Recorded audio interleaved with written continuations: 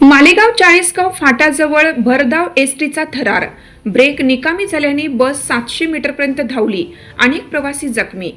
मालेगाव चाळीसगाव फाटा परिसरातील एक भीषण आणि थरारक घटना घडली।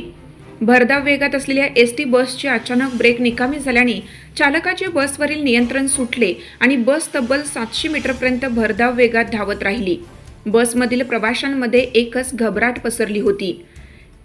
जीव वाचवण्यासाठी काही प्रवाशांनी चालत्या बसमधून उडी मारल्याची माहिती समोर आली आहे।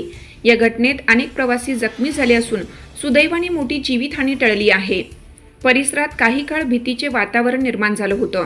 या घटनेचा व्हिडिओ सध्या सोशल मीडियावर मोठ्या प्रमाणात व्हायरल होत असून नागरिकांमध्ये संताप व्यक्त केला जात आहे।